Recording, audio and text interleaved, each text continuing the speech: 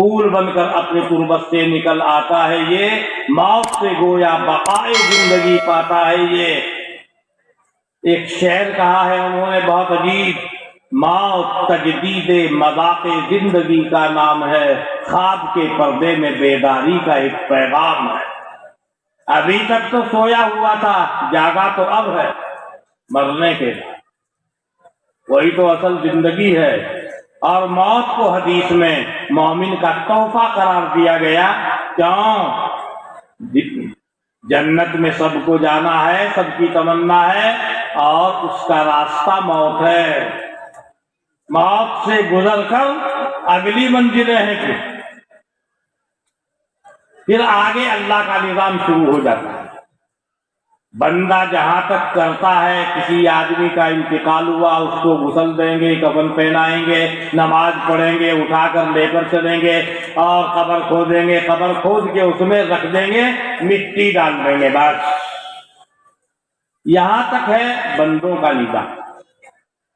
اس کے بعد سب اللہ کا نظام، اور اللہ کا نظام عجیب و غریب ہوتا ہے۔ قرآن میں اجمالاً بتایا، احادیث میں اس کی تفصیلات بیان کر رکھی ہیں۔ بہرحال حضرت خالد بن ولید رضی اللہ تعالی عنہ، جن کو حضرت جناب نبی اکرم صلی اللہ علیہ وسلم کے دربار سے سیف اللہ کا لقب ملا۔ سیف اللہ کے معنی ہے اللہ کی تلوار۔ کہتے تھے ان کا انتقال میدان جنگ میں نہیں ہوا، گھر میں ہوا ہے، اپنے بستر پر ہوا ہے۔ بہت پریشان تھے کہ میں نے میدان جنگ میں موت کو تلاش کیا، وہاں مجھے موت نہیں آئی۔ میدان جنگ میں موت کہاں آ رہی ہے؟ بستر پر۔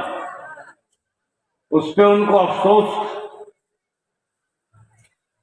ساتھ ساتھ یہ بھی نکلتا ہے کہ اگر جہاد کرنا، میدان جنگ میں جانا موت کی دلیل ہے، تو یہ خالد بن ولید کا پیغام پہنچا دو، میں موت کو ڈھونڈتا رہا مگر مجھے موت نہیں آئی گا، میں چاہتا تھا مجھے موت آئے گا۔ بہت جنگیں انہوں نے لڑی۔ حضرت جناب نبی اکرم صلی اللہ علیہ وسلم کے زمانے میں اسلامی افواج کے سپہ سالار رہے۔ پھر حضرت ابو بکر صدیق رضی اللہ عنہ کے زمانے میں بھی ایسے ہی رہا۔ خالد بن ولید ہی اسلامی فوجوں کے سپہ سالار رہے، اور بڑی بڑی جماعتوں سے لڑ گئے۔ اپنی چھوٹی سی جماعت کو لے کر بڑی بڑی جماعتوں سے مقابلہ ہوا، اور ہر جگہ کامیاب رہا، ہر جگہ کامیابی ملتی۔ جب حضرت عمر فاروق کا دور آیا تو حضرت عمر فاروق نے ان کو ہٹا دیا، وہ ہٹ گئے۔ ہم کیوں؟ مسلمان، ان کا کام اللہ کے لیے ہے، کوئی شکایت نہیں، کوئی اشکال نہیں، آسانی سے ہٹ گئے اللہ کے لیے۔ حضرت عمر فاروق رضی اللہ عنہ کا منشا یہ تھا کہ کوئی یہ نہ سمجھ لے کہ مسلمانوں کو جو فتح ملتی ہے وہ خالد بن ولید کی وجہ سے ملتی ہے۔ ان کو یہ دکھانا تھا کہ یہ اسلامی فتوحات اسلام کی حقانیت کی وجہ سے اللہ کی رحمت ہوتی ہے۔ لہذا اس کے بعد جن لوگوں کو حضرت عمر فاروق رضی اللہ عنہ نے مقرر کیا، پھر بھی یہی حال رہا، اسلامی فتوحات بڑھتی ہی چلی۔ تو یہ واقعہ خالد بن ولید کا میں نے سنایا کہ جہاں آدمی ڈر رہا ہے ضروری نہیں کہ موت آ جائے، اور جہاں آدمی کو وہم و گمان بھی نہیں کہ یہاں موت آئے گی، ضروری نہیں کہ وہاں سے بچ جائے، ہو سکتا ہے وہیں پر موت آئے۔ روزانہ اخبارات دیکھتے ہیں اور آج کل تو ذرائع ابلاغ سوشل میڈیا بہت زور شور سے کام کرتا ہے، اگرچہ بعض جگہوں پر غلط خبریں بھی شائع ہو جاتی ہیں۔ میں کہا کرتا ہوں مولویوں سے، بھائی یہ نیٹ میں جو آپ مسائل دیکھتے ہیں اس پہ مت دیکھا کرو۔ یہ نیٹ کا سارا نظام یہود کے کنٹرول میں، کہیں گڑبڑ نہ کر۔ ہم کل باغ ڈوگرا سے کوچ بہار کی طرف آ رہے تھے تو ہمارے ساتھ میں جو تھے انہوں نے گوگل سے مسئلہ پوچھا مسجد کدھر ہے۔ اب وہ مسجد ملی نہیں، پورے شہر کا چکر کاٹ لیا، ادھر سے ادھر مسجد نہیں۔ میں نے کہا بھائی کیا بات ہے، کس سے پوچھ رہے ہو؟ کہ موبائل سے پوچھ رہے، کل کا واقعہ ہے کل۔ ہم نے کہا بھائی اللہ کے بندے اس سے مت پوچھ، کسی آدمی سے پوچھ۔ تب انہوں نے ایک آدمی سے پوچھا، انہوں نے کہا یوں چلو ادھر کو جاؤ، مسجد ملے گی بازار میں۔ پھر آگے بڑھے، پھر گاڑی روکی، پھر ایک عورت کھڑی تھی، اس سے پوچھا، اس نے بھی یہ کہا اور آگے تھوڑا چلو، بالکل روڈ پر ہی مسجد۔ عورت نے بتایا ہمیں، تب جا کے وہ مسجد آئی اور ہم نے ظہر کی نماز پڑھی۔ میں کہا دیکھو جیسے تمہیں گھما دیا ایسے ہی چکر دے دیا، ایسے ہی مسائل میں بعض دفعہ کچھ کا کچھ اس میں۔ اس لیے بھائی مسائل دیکھو، مسائل کی کتابوں۔ میں ہمیشہ مولویوں سے طلباء سے یہی کہتا ہوں ان چیزوں میں مت دیکھو، نہیں تو کبھی علم نہیں آتا۔ اب اتنی جانکاری ہونی چاہیے کہ اس میں جو لکھا ہوا ہے وہ صحیح ہے یا غلط۔ اتنی جانکاری سب کو نہیں ہے۔ ایسے کم لوگ ہوتے ہیں کہ اگر کتاب میں بھی لکھا ہوا ہے تو وہ کہہ دے گا جو نسخہ تیرے ہاتھ میں ہے اس نسخے میں یہ عبارت غلط لکھی ہوئی، تو بہت تجربے کے بعد بتائے گا، بہت مشکل ہوتا ہے بتا۔ لیکن کتابیں پھر بھی کتابیں، اور اس میں کون بتانے والا ہے، کس نے اس میں ڈالا ہے، کس مذہب سے اس کا تعلق ہے، وہ کچھ بھی اس میں ہو سکتا ہے۔ آپ نے تو اس سے پوچھ لیا، اس میں آ گیا کچھ، اب آپ نے کہہ دیا بس یہی ہے۔ کچھ بچے آج کل کے نئے نئے کیا اچھا یہ بخاری شریف کی حدیث ہے، لوگ اس کے اوپر عمل نہیں کر رہے، بھائی بخاری کو چھوڑنا گمراہی ہے۔ آپ اس سے کچھ بیچارے کو بچے کو خبر تو ہے، اس نے سوچا ہو پھر یہ تو سب غلط ہے، یہ سارے مسلمان غلط ہیں، سارے خراب ہیں، سارے مولوی خراب۔ اب اسے بیچارے کو آگے کی خبر نہیں، اس نے سن لیا بخاری شریف پہ عمل نہیں ہو رہا، حالانکہ بخاری شریف میں یہ منع۔ تو اللہ کے بندو ایسا مت کیا کرو، مسائل اگر پوچھنے ہیں گوگل سے مت پوچھو، نہ اس کی سنو، کون کہہ رہا ہے یہ معلوم ہونا چاہیے، کیا کہہ رہا ہے یہ معلوم ہونا چاہیے، مسئلہ معلوم کرنا ہے اپنے علاقے کے علماء سے پوچھو۔ جو آدمی جہاں رہتا ہے وہاں جو علماء ہے جن کے اوپر اس کو اعتماد ہے ان کے پاس جاؤ، ان سے مسئلہ پوچھو، اور جو وہ مسئلہ آپ کو بتا دیں اس مسئلے پر عمل کرو۔ اور نیٹ کیا کہہ رہا ہے، اس میں ویڈیو میں کیا ہے، وہ کیا ہے، اب ویڈیو بنانے والا کون ہے، بولنے والا کون ہے، وہ آپ کو خبر نہیں۔ کئی سال پہلے میں بہار جا رہا تھا، جانا تھا مجھے بھاگلپور اسٹیشن پہ اترنا تھا، لیکن میں راجدھانی سے اترا پٹنہ۔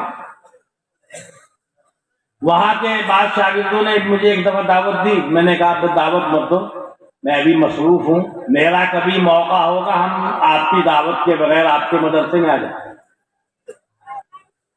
تو مجھے بھاگلپور جانا تھا تو میں نے راجدھانی کا ٹکٹ بنوایا پٹنہ تک، اور پھر اگلے دن کا ٹکٹ میں نے گاڑی چلتی ہے وہاں سے وکرم شیلا آگے کے لیے بھاگلپور کے لیے اس کا بنوایا ایسی کوچ. پٹنہ کے قریب پہنچا میں نے فون کیا کہاں ہے بھائی کے مدرسے میں. میں کہا آپ نے ایک دفعہ دعوت دی تھی. میں نے کہا آپ کی دعوت کے بغیر حاضر ہو رہا ہوں. تقریباً 20-25 منٹ کے بعد پٹنہ اسٹیشن آنے والا. آئیے آپ یہاں. اب میں باہر نکلا تھا وہ لوگ ملے. میں ایک رات وہاں ٹھہرا. اگلے دن میں اس گاڑی میں بیٹھا ایسی کوچ میں میرا ٹکٹ. 2-3 مولوی ملے ان کا ویسا ٹکٹ تھا لوکل ٹکٹ لیکن وہ میرے ساتھ ہی بیٹھ گئے ایسی ٹکٹ پہ.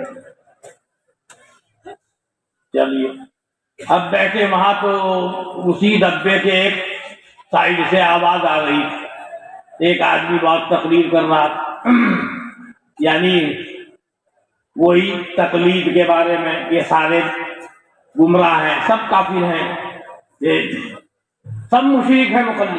پتہ نہیں کیا کیا کہ حدیث کو نہیں مانتے فلاں کو نہیں مانتے. وہ ساتھ میں بیٹھے ہوئے دیکھیے کہ دنیا ہے ہر طرح کے لوگ رہتے ہیں. کتے بھونکا کرتے ہیں قافلے چلا کرتے ہیں. یہ سب کیا ہوا اتفاق سے. حالانکہ وہ اس کونے پر تھا استنجے کی جگہ ادھر بھی ہوگی. ہو سکتا ہے ادھر بھیڑ ہو گئی ہو تو ہماری طرف کو آ. میں لیٹا ہوا تھا میرے سیٹ کے اوپر وہ 2-3 بہاری مولوی صاحب بیٹھے ہوئے. وہ آیا ان سے السلام علیکم. انہوں نے پہلے سے پہلے انہوں نے کہہ دیا یہ یوسف ہے دارالعلوم دیوبند کا استاد. اب اس نے کہا بھائی دارالعلوم دیوبند کے استاد. میں دیکھا میں نے نوجوان ہے. میں نے کہا بیٹھیے بھائی منت حدیث کسے کہتے ہیں یہ تو مجھے معلوم نہیں. کوئی حدیث یاد ہے ذرا سنائیے. نہ مجھے تو یاد نہیں.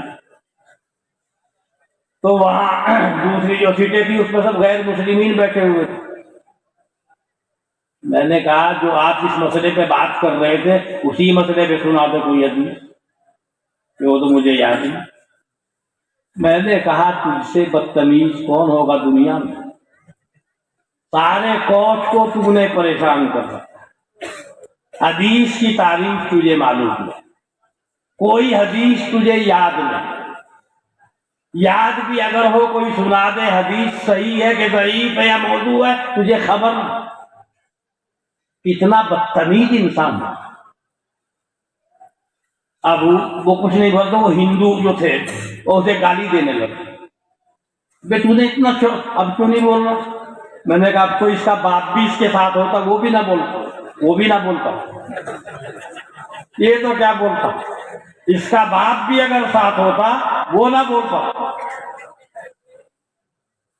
یہ حال لوگوں کا ہو رہا. اتنا شور اس نے کر رکھا تھا خدا.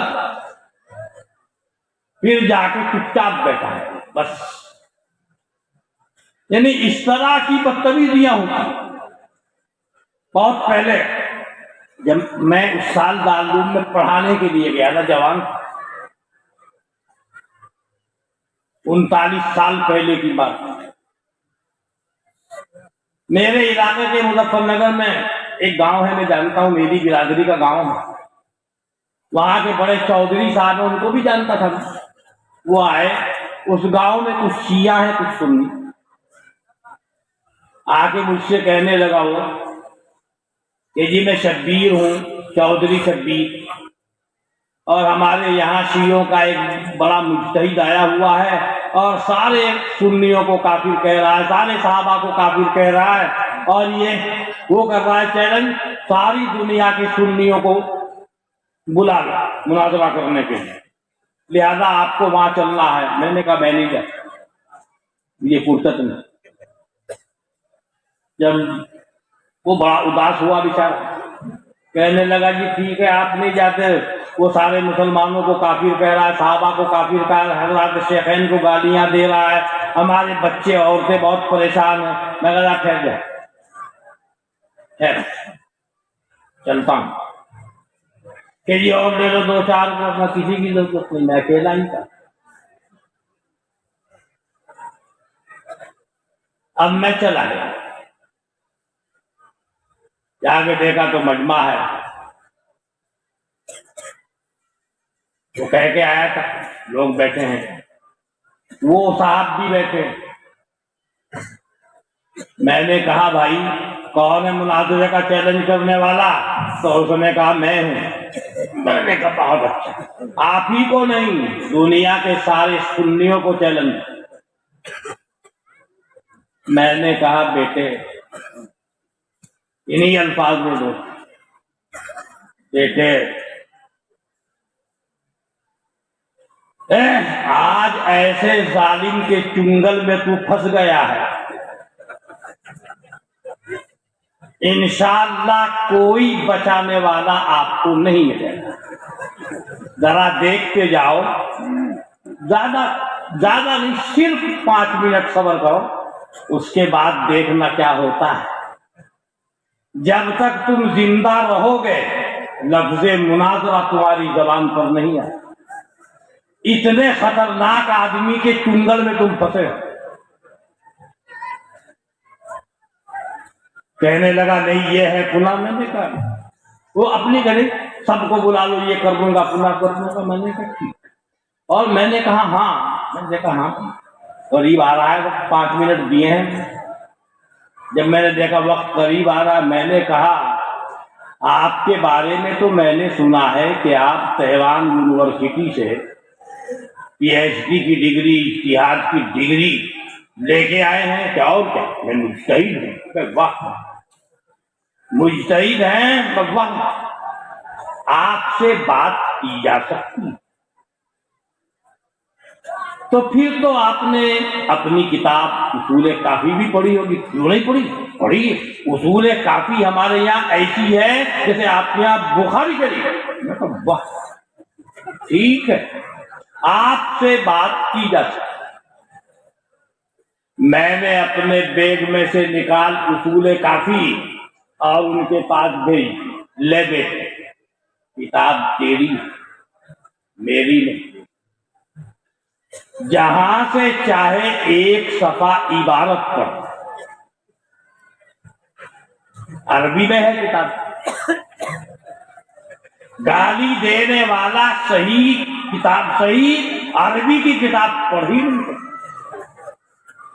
اس میں وہ زیر زبر کون لگائے گا اس کو؟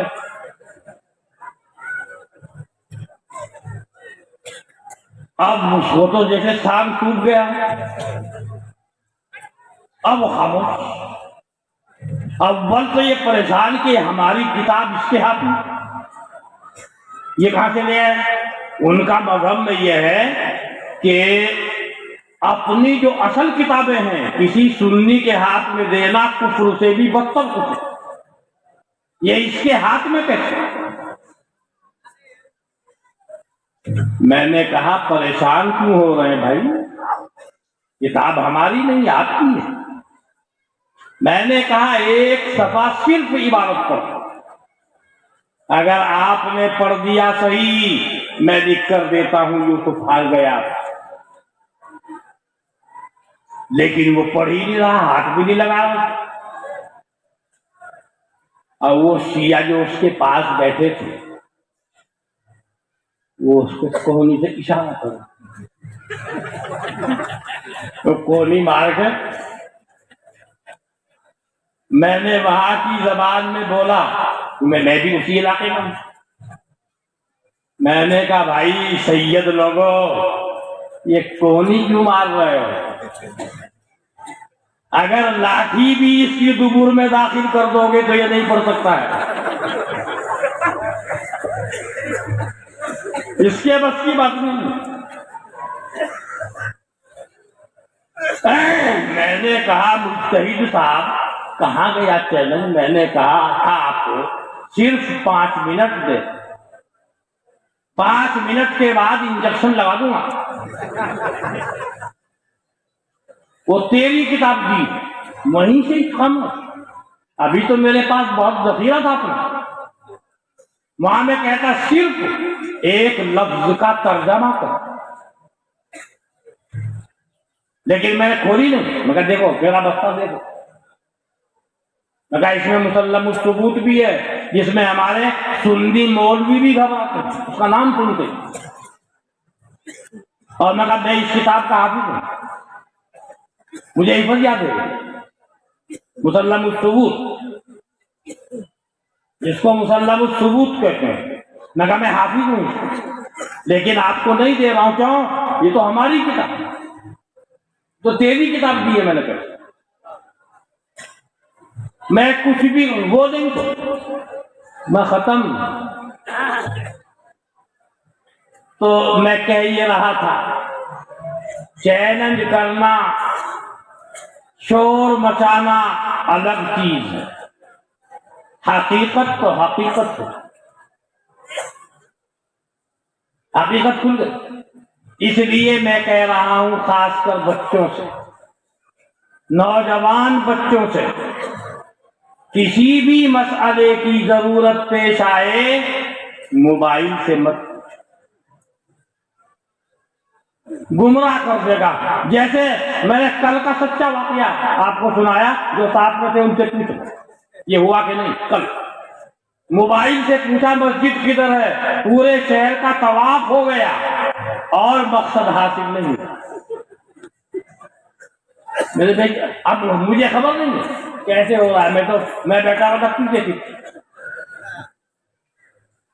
وہ جس کے ہاتھ میں موبائل ہے وہ اگلی سیٹ پہ بیٹھا ہوا ڈرائیور کے پاس، تو مجھے نہیں معلوم، وہ موبائل سے پوچھتے ہوئے جا رہے، تو بتایا گیا۔ میں نے کہا اللہ کے بندے ایسا مت کر، موبائل کو جیب میں رکھ اور کسی آدمی سے، تب جا کے ہم کو مسجد دی۔ اور قرآن نے یہ نہیں کہا موبائل سے پوچھو کسی اور سے پوچھو، کیا کہا؟ فَاسْأَلُوا أَهْلَ الذِّكْرِ إِن كُنتُمْ لَا تَعْلَمُونَ۔ اگر تمہیں کوئی چیز معلوم نہیں ہے تو اہل علم سے وہ بتائیں گے آپ کو صحیح بات۔ موبائل سے مت کرو، وہ معلوم نہیں آپ کو کہاں لے جائے، کیا بات بتاتے، وہ کس کا مذہب ہے، آپ کو خبر نہیں، اس لیے آپ بھٹک جائیں گے، گمراہ ہو جائیں گے۔ صحیح طریقہ وہی ہے جو قرآن نے بتایا، فَاسْأَلُوا أَهْلَ الذِّكْرِ إِن كُنتُمْ لَا تَعْلَمُونَ۔ حضرت مولانا اشرف علی صاحب تھانوی رحمۃ اللہ علیہ نے ہمارے قریب، میرٹھ ایک شہر ہے بڑا، نام سنتے ہوں گے آپ، میرٹھ بڑا شہر، وہاں جلسے میں فرمایا، عوام کا جلسہ تھا، جلسے میں کہا بھائیو ان مدارس کی علماء کی قدر کرو، انہیں اپنے محتاج مت سمجھو، اگر تم انہیں محتاج سمجھو گے تو یہ بھی خدمت کرنا چھوڑ کے تمہاری طرح سے کوئی پان کی دکان کر لے گا، کوئی چاول کی دکان کر لے گا، کوئی کچھ کام کر لے گا، کوئی کچھ کام کر لے گا، مدارس بند ہو جائیں گے۔ اور اگر مدارس بند ہو گئے 20-25 سال کے بعد مسلمانوں کو یہ بھی خبر نہیں ہوگی اسلام کیا چیز ہے، نماز کیا چیز ہے۔ آج جو کچھ مسلمانوں کو معلوم ہے سب مدارس کی برکت ہے، یہ جو حافظ ہو رہے ہیں، یہ جو مولوی ہو رہے ہیں، ہر جگہ سے، ہر مدرسے سے، انہی مدارس کی برکت ہے۔ تو میرے بھائیوں، حضرت تھانوی رحمت اللہ علیہ کے واقعہ سنانے کا مقصد یہ، مدارس کی قدر کرو، اپنے علماء کی قدر کرو، مسئلہ ان سے پوچھو، ناقدری کرو گے اور بجائے علماء کے مسائل ان سے پوچھیں گے جو اس کے اہل نہیں ہیں، نتیجہ اس کا گمراہی ہے۔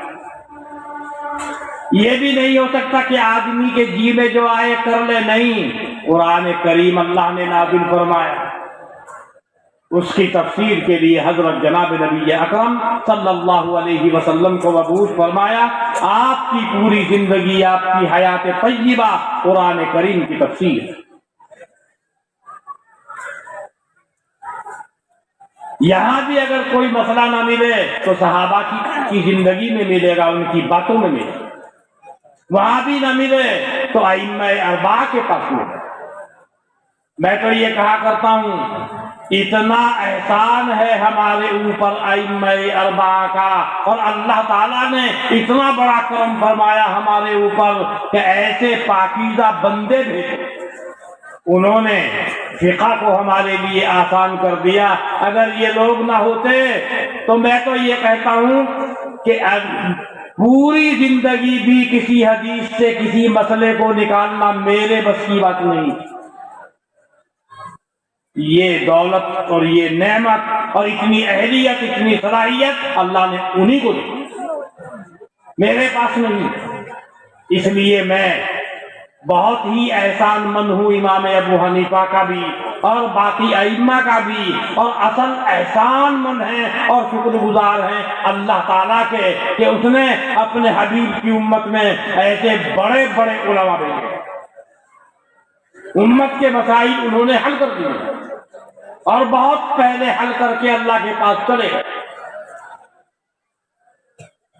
ایسے ہی لوگوں کے بارے میں ایک کتاب ہے منطق کی، چھوٹی سی، فارسی زبان میں ہے، کبرا نام ہے، پہلے پڑھائی جاتی تھی، آج کل نہیں پڑھائی جا رہی، ہم نے پڑھی بھی ہے، پڑھائی بھی ہے۔ اس میں ایک عبارت، کتاب فارسی میں، وَکَسَانے کے مؤید باشند بنفوس قدسیہ آہارا در دانستن حقائق اشیاء حاجت منطق نیش، یہ عبارت ہے۔ جن لوگوں کو اللہ تعالیٰ نے پاکیزہ نفوس عطا فرما دیے ہیں اور پاکیزہ نفوس کے ساتھ جن کو پیدا کیا ہے، ایسے پاکیزہ لوگوں کو اشیاء کی حقیقتوں کے پہچاننے میں منطق کی ضرورت پیش نہیں آتی۔ یہ تو ہم جیسوں کو منطق کی ضرورت پیش آتی ہے۔ ابو حنیفہ کے سامنے سارے مناطقہ اکٹھے ہو جاتے، ارسطو پرستو اور یہ بعد میں جو آئے ہیں یہ وہاں پر جمع ہو، ابو علی ابن سینا اگر 360 بھی اکٹھے ہو کے پہنچتے لاجواب ہونا پڑتا۔ ایسی نعمت عطا فرما رکھی تھی اللہ تعالیٰ نے امام ابو حنیفہ رحمۃ اللہ علیہ، بڑے سے بڑا نہیں بول سکا، بڑے سے بڑا محدث، بڑے سے بڑا عالم ابو حنیفہ کے سامنے کبھی بول نہیں سکا تھا۔ ان کے بعد ان کے شاگرد ابو یوسف کے سامنے بڑے سے بڑا بول نہیں سکا۔ بھائی بہرحال شاید میری بات لمبی ہو گئی، میرے کہنے کا منشا یہ ہے کہ اپنے مدارس کی قدر کرو، علماء کی قدر کرو، مسائل ان سے پوچھو، خود مفتی مت بنو۔ اسے موبائل کو اور جو ایجنٹ ہے یہود کا اس کو مفتی مت بنو، مفتیوں سے پوچھو تاکہ بات آپ کی سمجھ میں آ سکے، نہیں تو بھٹک جائے، کہیں کے کہیں پہنچ جائے۔ اور بہت دفعہ ایسا ہوتا ہے، یعنی یہ ضروری نہیں کہ وہ راستہ صحیح بتا رہا ہے، ہر وقت راستہ صحیح بتاتا رہے، کبھی کبھی الٹا بھی ہو جاتا ہے۔ جانا تھا کہیں، پہنچ گئے کہیں، بعد ڈرائیور کو دیکھا، موبائل کھولا، میپ لگا دیا، اور بجائے منزل مقصود پر پہنچنے کے اور الٹا بہت دور چلا گیا۔ سب سے اچھا راستہ، اچھا طریقہ یہ ہے پوچھتے ہوئے چلو، فَصَلُوا عَلَى الذِّكْرِ إِن كُنتُمْ لَا تَعْلَمُونَ۔ بہرحال اصل مقصد دنیا میں آنے کا اللہ کو راضی کرنا، اللہ راضی ہو گیا تو بندہ کامیاب، اور اللہ ناراض ہو گیا تو جو کچھ بھی دنیا کی نعمت تمہارے پاس ہے سب لاحق، کوئی فائدہ نہیں۔ اس لیے بندے کو یہ کوشش کرنی چاہیے، نیت صاف رکھے، اخلاص ہو، اس میں باللہیت ہو، محنت کا جذبہ ہو اور اچھی نیت کے ساتھ میں ہو۔ اقبال نے کہا ہے، یقین محکم عمل پہ ہم محبت فاتح عالم، یقین محکم عمل پہ ہم محبت فاتح عالم، جہاد زندگانی میں ہے یہ مردوں کی شمشیر۔ اقبال بہت اچھے شعر کہتے ہیں، اس لیے میں اقبال کے شعر پیش کیے ہیں آپ کے سامنے، ورنہ شاعر تو بہت ہوتے ہیں اپنے اپنے حساب سے کہتے ہیں، کوئی الٹا یعنی ہر آدمی کا شعر اس قابل نہیں ہوتا کہ اس کو پڑھا جائے۔ اقبال کے شعر اکثر اچھے، بعض جگہ ہے تو کچھ ہوتی ہے پریشانی، یہ اقبال نے کیا کہا، تو کبھی مذاق میں بھی کہا ہے، کبھی غصے میں کہا ہے، کبھی کوئی اور بات ہوئی ہے، یا کبھی کچھ حالات کے مطلب ہوتا ہے اس کا مطلب۔ ایک جگہ کہا اقبال نے،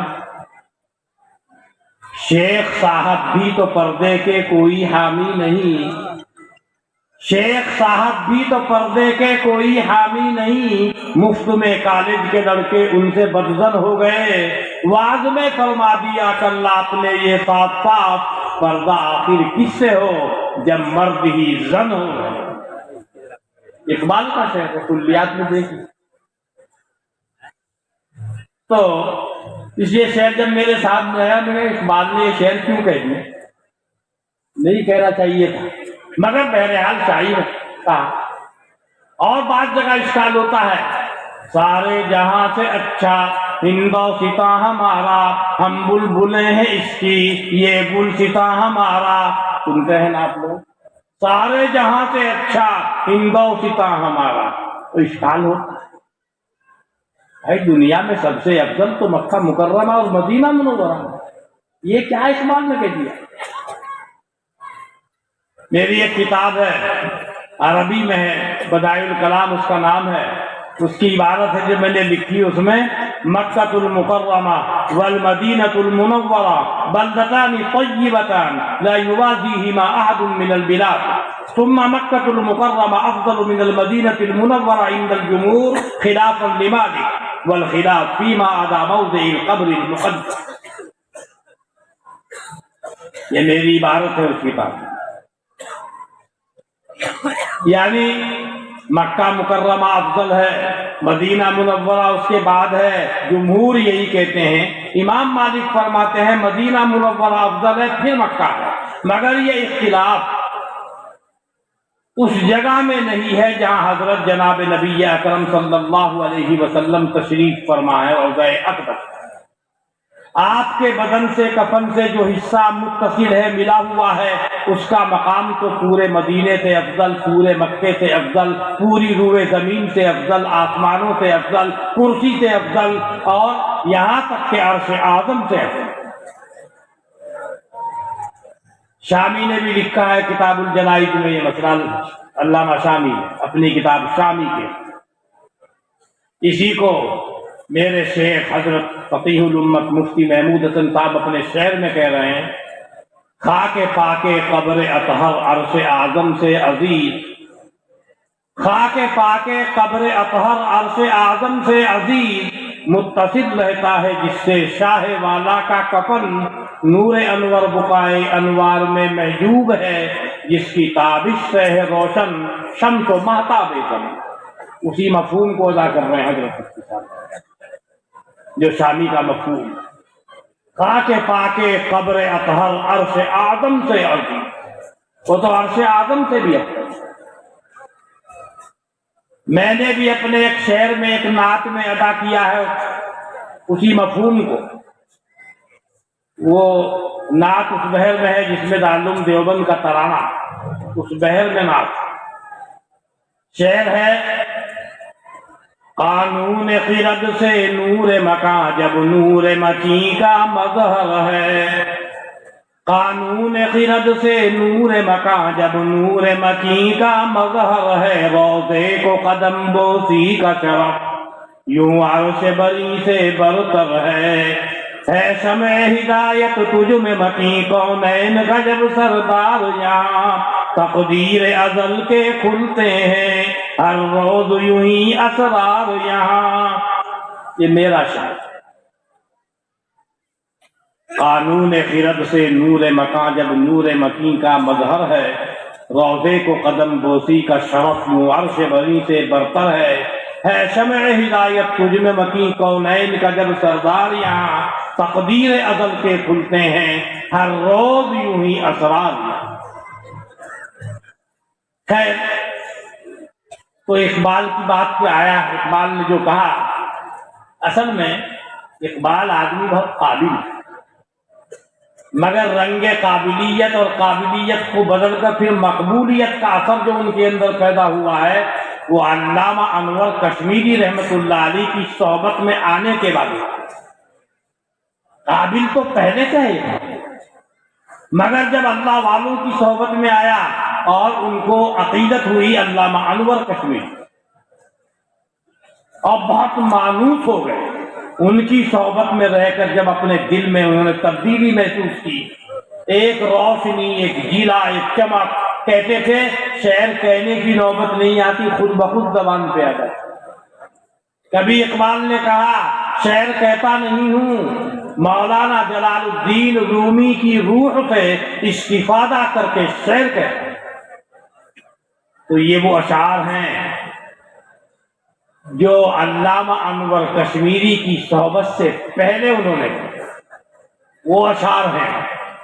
اور جس کو آپ دیکھتے ہیں، تقدیر کے قاضی کا یہ فتویٰ ہے ازل سے، تقدیر کے قاضی کا یہ فتویٰ ہے ازل سے،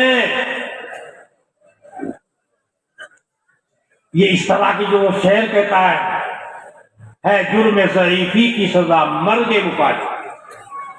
یہ سب بعد کے اشعار جن سے بالکل نورانیت پٹکتی ہے، اسلامی حقائق کو اس نے بہت اچھے انداز پر پیش کیا ہے، ایمانیات کا ترشح ہوتا ہے اس کے اشعار سے۔ یہ سب ان کی صحبت کا اثر، ان کی صحبت میں رہ کر جب اپنے دل میں ایک نورانیت انہوں نے محسوس کی، تو انہوں نے اشعار کہے اس وقت میں، جلا سکتی ہے شمع پشتہ کو موج نفس ان کی، الہی کیا بھرا ہوتا ہے اہل دل کے سینوں میں، نہ پوچھ ان خرقہ پوشوں کو، ارادت ہو تو دیکھ ان کو، یدے بیضا لیے بیٹھے ہیں اپنی آستینوں میں، تمنا درد دل کی ہے تو کر خدمت فقیروں کی، نہیں ملتا یہ گوہر بادشاہوں کے خزینوں میں۔ بہرحال میرے بھائیو، زندگی کا مقصد اللہ کو راضی کرنا۔ اللہ نے قرآن میں کہا وَمَا خَلَقْتُ الْجِنَّ وَالْإِنسَ إِلَّا لِيَعْبُدُونَ، ہم نے انسان اور جن کو پیدا کیا اپنی عبادت کے لیے۔ اللہ کیسے راضی ہوگا؟ عبادت۔ اصل مقصد کیا ہوا؟ راضی کرنا۔ اللہ راضی ہو گیا، ساری دنیا ناراض ہو جائے، بندہ کامیاب ہے۔ اللہ ناراض ہو گیا، بالفرض ساری دنیا اس سے خوش ہے، بندہ نامراد ہے، خسارے میں ہے، گھاٹے میں ہے، کچھ بھی حاصل نہیں۔ یہ تمہارے دنیا کے دوست کچھ تمہارا کام نہیں آئیں گے اگر اللہ تعالیٰ ناراض ہو گئے۔ اس لیے اللہ کی ناراضگی سے بچنا چاہیے، اللہ کے رسول صلی اللہ علیہ وسلم کی ناراضگی سے بچنا چاہیے۔ اور اللہ جب راضی ہو گیا تو اللہ کا رسول راضی ہے، اور اللہ کا رسول راضی ہو گیا تو اللہ راضی ہے۔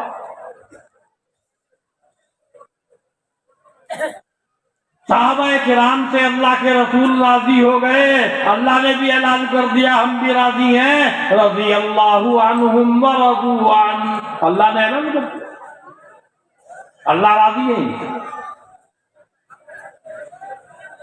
تو بھائی اللہ کو راضی کرو، اپنے علماء سے مسائل پوچھو۔ میں یہ نہیں کہتا موبائل استعمال مت کرو، بقدر ضرورت، جہاں تک ضرورت جہاں نہیں ہے وہاں استعمال مت کرو، کہیں گناہ نہ ہو۔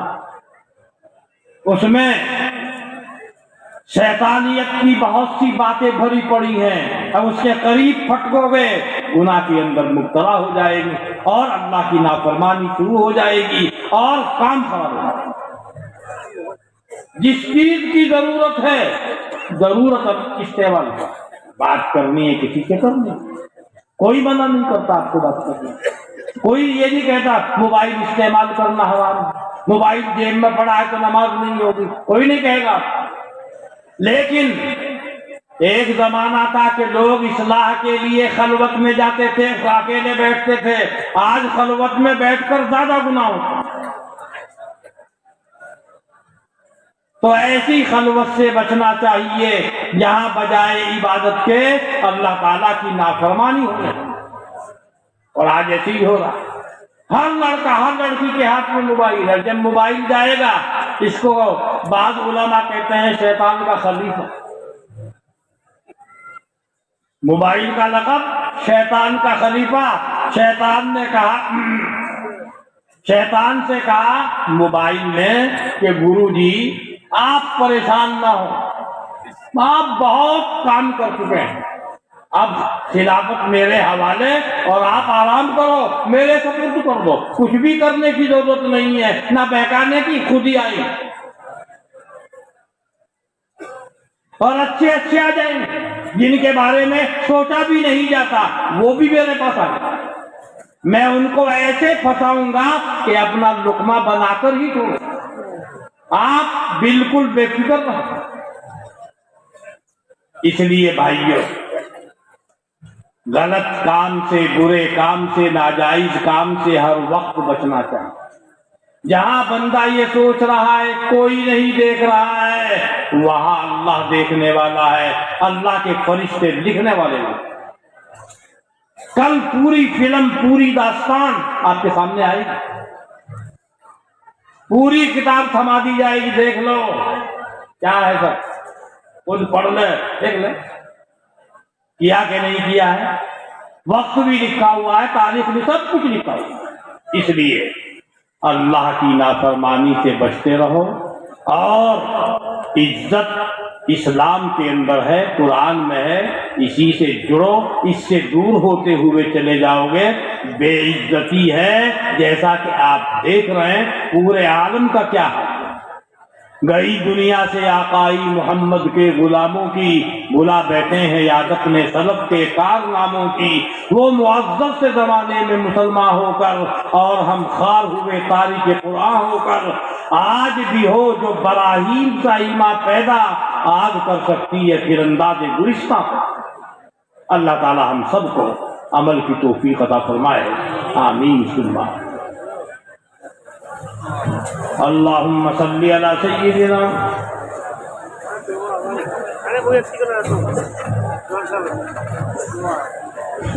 اللہم صلی علی سیدنا محمد وعلی آل سیدنا محمد وبارک وسلم۔ ربنا آتنا فی الدنیا حسنۃ وفی الآخرۃ حسنۃ وقنا عذاب النار۔ ربنا ظلمنا انفسنا وإن لم تغفر لنا وترحمنا لنكونن من الخاسرین۔ ربنا لا تزغ قلوبنا بعد إذ هديتنا وهب لنا من لدنك رحمة إنك أنت الوهاب۔ ربنا لا تؤاخذنا إن نسينا أو أخطأنا، ربنا ولا تحمل علينا إصرا كما حملته على الذين من قبلنا، ربنا ولا تحملنا ما لا طاقة لنا به واعف عنا واغفر لنا وارحمنا أنت مولانا فانصرنا على القوم الكافرين۔ اے اللہ، آج اس مدرسے کی محفل میں جتنے شرکاء ہیں، تمام شرکاء کی اس مجلس میں شرکت کو قبول فرما۔ اے اللہ، تمام حاضرین کی جائز تمناؤں کو، مرادوں کو، مقاصد کو پورا فرما۔ اے اللہ، شرکاء میں، ان کے گھر والوں میں، متعلقین میں جو بیمار ہیں سب کو شفا عطا فرما۔ اے اللہ، جو مرحوم ہو گئے ہیں تمام مرحومین کی مغفرت فرما، ان کے درجات بلند فرما۔ اے اللہ، بہت سی پرچیاں آئی ہیں مرحومین کے سلسلے میں، اللہ تعالیٰ تمام مرحومین کی مغفرت فرما دے، اللہ ان کی بخشش فرما دے، ان کے درجات بلند فرما دے، ان کو معاف فرما دے۔ اے اللہ، ہماری گناہوں کو بھی معاف فرما دے، اللہ ہماری گناہوں کو معاف فرما دے۔ اے اللہ ہم تیرے گنہگار بندے ہیں، خطاوار بندے ہیں، اے اللہ تو رب کریم رحمان الرحیم ہے، اے رب تو تواب ہے، اے اللہ ہماری گناہوں کو معاف فرما دے، ہماری توبہ کو قبول فرما لے، اللہ ہماری گناہوں کی مغفرت فرما دے، ہماری خطاؤں کو معاف فرما دے، ہماری خطاؤں کو حسنات سے مبدل فرما دے۔ اے رب شیطان ہمارا دشمن ہے، اے رب ہم اپنی قدرت سے اس کے فتنوں سے، اس کے چنگل سے نہیں بچ سکتے، اے اللہ تو ہماری حفاظت فرما دے، ہمارے ایمان کی حفاظت فرما دے، ہمارے ایمان کو اس کے چکروں سے مکروں سے بچا لے، اے اللہ شیطان کے مقاصد سے، اس کے مکر و فریب سے ہماری حفاظت فرما دے۔ اے اللہ تمام رسوم شرکیہ کفریہ بدعیہ سے ہم سب کو اجتناب کلی کی توفیق عطا فرما۔ اے اللہ ہمارے دلوں میں اپنی عشق و محبت کی سوزش نصیب فرما دے۔ اے اللہ ہم سب کے دلوں میں اپنے حبیب صلی اللہ علیہ وسلم کی محبت ہر چیز کے اوپر غالب فرما دے۔ اے اللہ ہماری زندگیوں کا ہر گوشہ سنت نبویہ سے معمور فرما دے۔ اللہ ہم سب کے دلوں میں اشاعت دین، خدمت دین، اشاعت قرآن، خدمت قرآن کا جذبہ اور لگن پیدا فرما دے۔ اے اللہ ہماری مسجدوں کی حفاظت فرما، ہمارے مدارس کی حفاظت فرما، ہمارے طلباء کی حفاظت فرما، ہمارے اساتذہ کی حفاظت فرما، ہمارے علماء کی حفاظت فرما، ہمارے مبلغین و داعین کی حفاظت فرما، تمام خدام دین کی حفاظت فرما، تمام مسلمانوں کی حفاظت فرما۔ اے اللہ پوری امت مسلمہ کی حفاظت فرما۔ اے اللہ پوری امت مسلمہ کی جان، مال، عزت، آبرو، ایمان کی حفاظت فرما۔ اللہم اعز الاسلام والمسلمین واذل الشرک والمشرکین، اللہم اعز الاسلام والمسلمین واذل الشرک والمشرکین، اللہم اعز الاسلام والمسلمین واذل الشرک والمشرکین، اللہم انا نجعلک فی نحورہم، اللہم انا نجعلک فی نحورہم ونعوذ بک من شرورہم، اللہم انا نجعلک فی نحورہم ونعوذ بک من شرورہم، اللہم شتت شملہم وفرق جمعہم، اللہم خالف بین کلمتہم، اللہم خذہم اخذ عزیز مقتدر، اللہم اہلکہم کما اہلکت عاد وثمود، اللہم انزل علیہم بعثک الذی لا تردہ عن القوم المجرمین۔ اے اللہ ہماری گناہوں کو معاف فرما، ہمیں پکے سچے مسلمان بنا، ہمیں پکے نمازی بنا دے، ہمیں پکے دیندار بنا دے، اللہ اپنا ذکر کرنے والے بنا دے، قرآن کریم کی تلاوت کرنے والے بنا دے، قرآن کریم کی تلاوت کی حلاوت ہم کو نصیب فرما دے، ایمان کی حلاوت نصیب فرما دے، اپنے ذکر کی حلاوت نصیب فرما دے، اخلاص و احسان کی حلاوت ہم کو نصیب فرما دے۔ اے اللہ اپنی عبادت اور بندگی کی حلاوت نصیب فرما دے۔ اے اللہ تمام محرمات شرعیہ، منہیات شرعیہ سے اجتناب کلی کی توفیق نصیب فرما دے۔ اے اللہ پوری امت مسلمہ کی حفاظت فرما، ہم کو صراط مستقیم پر استقامت نصیب فرما، اس استحکام نصیب فرما، پختگی اور عزم مصمم نصیب فرما۔ اے رب کریم، اے رب کریم ہر قسم کی ضلالت کے کاموں سے اور ذلت کے کاموں سے ہماری حفاظت فرما۔ اے اللہ تو ہم سے راضی ہو جا، اللہ تو ہم سے راضی ہو جا، ہم کو اپنی رضا، اپنی خوشنودی نصیب فرما دے۔ اے رب ہم کو دنیا اور آخرت کی کامیابی، فلاح اور خیر نصیب فرما دے۔ اے اللہ تو جس کو بچانے والا ہے اسے کوئی برباد نہیں کر سکتا، اور جس کو تو ہلاک کرے اسے مخلوق کی کوئی طاقت بچا نہیں سکتی۔ اے رب کریم اپنے حبیب صلی اللہ علیہ وسلم کی حفاظت فرما، ان کے ایمان کی حفاظت فرما، اسلام کی حفاظت فرما، ان کے جان و مال کی حفاظت فرما، ان کی عزت کی حفاظت فرما۔ اے اللہ ان کو سمجھ بوجھ عطا فرما، اے اللہ سیاسی سمجھ بوجھ بھی عطا فرما، بندگی کی سمجھ بوجھ بھی نصیب فرما۔ اے اللہ اے اللہ ہم ایمان رکھتے ہیں کہ تو قادر مطلق ہے، فعال لما یشاء ہے، فعال لما یرید ہے۔ اے اللہ جو حالات ہیں وہ ہماری کمزوریاں ہیں، ہماری گناہوں کا اثر مرتب ہے، اے اللہ تو ہماری گناہوں کو معاف فرما دے، ہماری گناہوں کو معاف فرما دے، اپنے حبیب کی امت پر رحم فرما دے، اے اللہ ان کو اندر اپنی اطاعت و بندگی کا جذبہ پیدا فرما دے، اپنی عبادت کی توفیق نصیب فرما دے، اے اللہ صراط مستقیم پر گامزن فرما دے، شیطان کا مرید بننے کے بجائے اے اللہ ان کو صراط مستقیم پر گامزن فرما دے، اپنے ذکر کی توفیق دے دے، ہدایت نصیب فرما دے، سیاسی تیقظ تدبر ان کو نصیب فرما دے، اے اللہ اے رب کریم نفس امارہ کے شرور سے حفاظت فرما، شیطان کے مکروں سے فتنوں سے حفاظت فرما۔ اللہم انا نعوذ بک من الفتن ما ظہر منها وما بطن، اللہم انا نعوذ بک من فتنة المسیح الدجال۔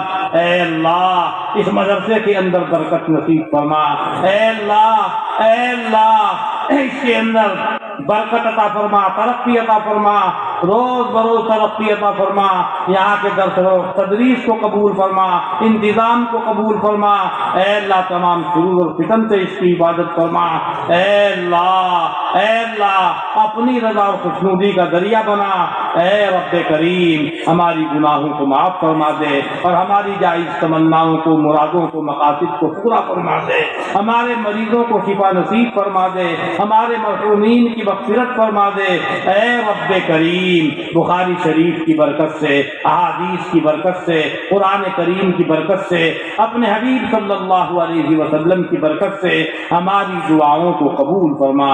ربنا تقبل منا انك انت السميع العليم وتب علينا انك انت التواب الرحيم۔ سبحان ربك رب العزة عما يصفون وسلام على المرسلين والحمد لله۔ Thank you.